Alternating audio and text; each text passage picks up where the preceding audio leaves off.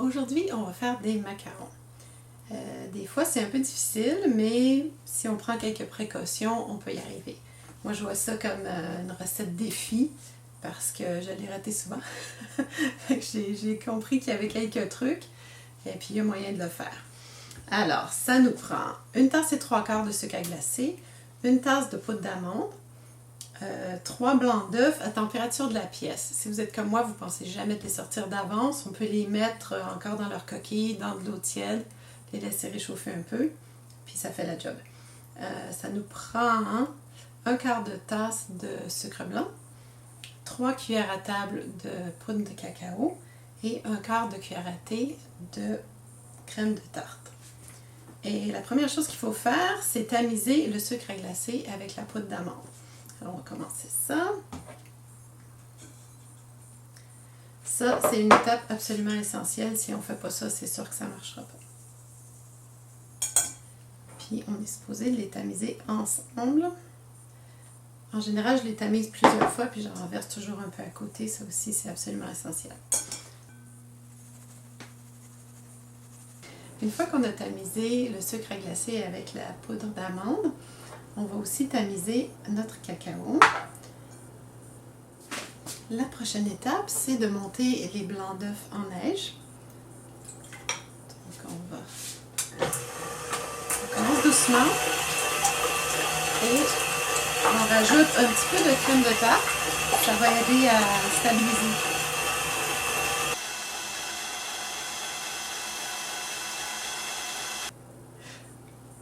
Une fois que nos œufs sont montés en neige, on va pouvoir rajouter le sucre.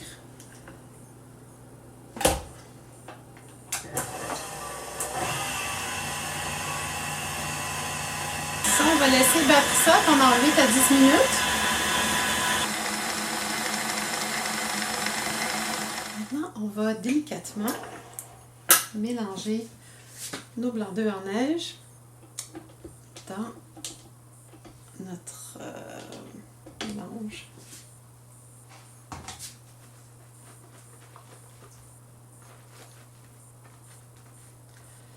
Alors là, l'important c'est d'y aller par étapes. On en mélange une petite partie. Donc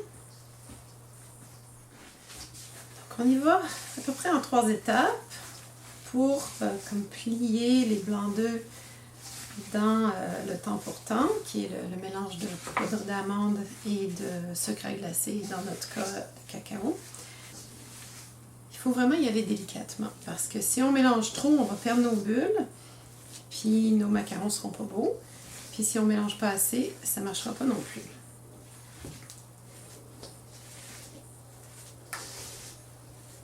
Ça, c'est l'étape qui demande un petit peu de pratique. Moi, quand j'ai fait des recherches sur cette recette-là, ça disait, si ça ressemble à de la lave, vous êtes rendu à la bonne étape. Bon, ben moi, de la lave, j'ai jamais vu ça dans ma vie, fait que je suis pas sûre. Mais ça ressemble à peu près à ça. Je pense que c'est bon.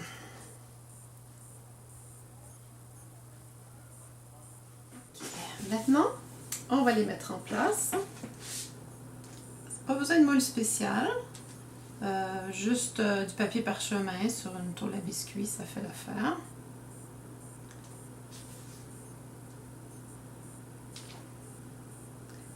En ce moment, ça fait des petits pics et puis on va les pousser. Pour que ça reste pas comme ça.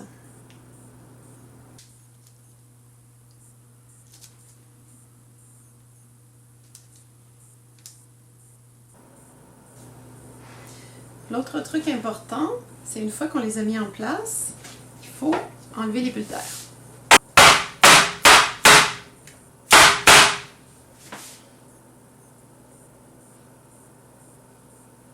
Quand on a fini de les mettre en place, il faut les laisser reposer environ 20 minutes avant de les faire cuire pendant 10 à 15 minutes à 300 degrés avec la porte un petit peu entrouverte.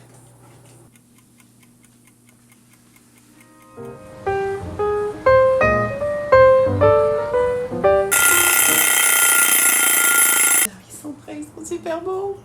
Une fois que les macarons ont refroidi, on peut mettre la ganache à l'intérieur.